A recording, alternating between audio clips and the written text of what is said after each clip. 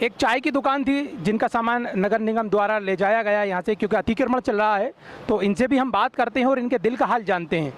साहब, हमारे घर में 4 गरीब बहन भाई हैं। हमारा रोजगार घर परिवार इसी से चलता है। नगर निगम जब भी आती है हम लोगों का सामान उठाती है। हम लोगों के घर में तेल आटा दाल नहीं रहता, लेकिन हमारा गुजारा इससे होता है।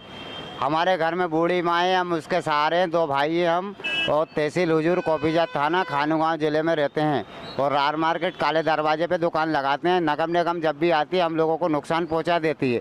हम नया सामान खरीद के लाते हैं, हमारा सामान भी वहाँ पर नहीं मिलता, आधा मिलता आधा बेच देते हैं वो लोग, ठीक है। और हम लोग जब सामान लेने के लिए जाते हैं तो हम लोगों से ये कहते हैं कि आप 4 दिन बाद आओ, 5 दिन बाद आओ। आज तक हम लोगों को सामान नहीं मिलता और नीलाम कर देते हैं वहाँ पर जाके। और वो ये कहते हैं कि अधिकारी क्या है, ऊपर से शिवराज सिंह चौहान कहता है कि आदेश है। वो कहता है कि गरीबों की मदद करो, गरीबों को जहाँ रह रहे हैं वहाँ रहने दीजिए इनको, लेकिन ये गरीब लोगों को ये सरका देते हैं।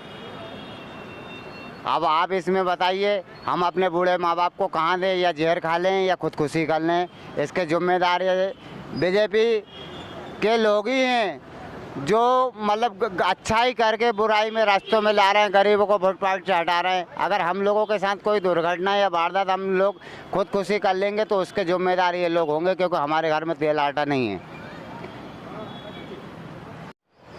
सर, जैसा कि देख रहे हैं हम, यहाँ अतिक्रमण चल रहा है, तो क्या इससे सहमत हैं कि जगहें साफ़ हो रही हैं, सरकारी जगहें जो हैं? मैं भैया यही बात कहना चाहता हूँ, अतिक्रमण चल रही है, मगर अतिक्रमण जो है आप सबके लिए कर रहे हैं, मगर अभी नज़ला जो है कहीं और का कहीं और उतार रहे हैं। अभी जो है, अभी 2 दिन पहले कोई कांड हुआ है कोईफिजा थाने के अंदर, तो पुलिस वाले को मारा था। अब वो बंदों ने, जिन्होंने ही मारा, अब वो हिरासत में हैं अभी पुलिस के। आप उनको फोड़ दिए, आपने उनकी दुकानें तोड़ दी, सबकी तोड़ दी, कोई दिक्कत नहीं। मगर अभी यहाँ पर हम लोग यहाँ पर लॉकडाउन से अभी 2 महीने पहले उठे हैं। अभी किसी से कर्जा लेके हमने अपनी जो है ये अपना ताम जाम जमाया था, वो तक लेके चले गए। मतलब वो पूरा, मतलब हमें यहाँ पर फुटपाथ पर छोड़ के चले गए। अभी लॉकडाउन से बेकार हालत हो चुकी है अभी, क्योंकि अभी सामान छुड़वाने भी वहाँ पर जाएंगे तो वहाँ पर भी पैसे लगेंगे हमारे।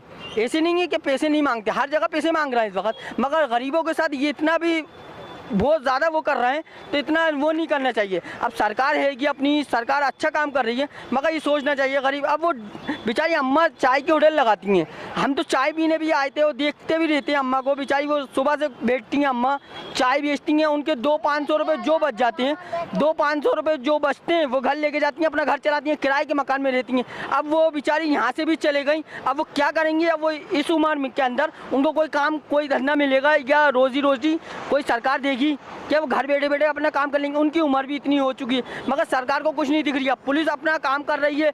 अभी अतिक्रमण वालों से अपन अगर लड़ाई झगड़े भी नहीं करें तो करते हैं तो वो पुलिस का प्रेशर पड़ जाता है। अब पुलिस से जीत कोई भी बदला नहीं सकता। पुलिस से इसलिए नहीं जीत सकता क्योंकि पुलिस से अगर बंद कर देगी पुलिस, तो उसके लिए भी अपन को पैसा चाहिए।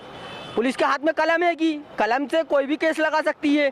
आपने ये करा था, आपने वो काम करा था, पूरा सामान लेके चले गए, गैस की टंकी लेके चले गए, पूरी टेबलें जो अभी हमने खरीदी थी वो तक लेके चले गए।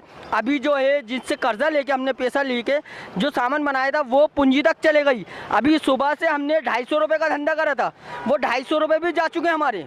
अभी कुछ भी नहीं बचा। यहाँ तक जो नाश्ता पानी बना हुआ था वो नाश्ता पानी भी लेकर गए। मगर इतना जुल्म गरीबों पे पुलिस को नहीं करना चाहिए। अपनी सरकार अच्छी है भोपाल की, बहुत अच्छी है, मगर अभी खामोश है। क्यों खामोश है?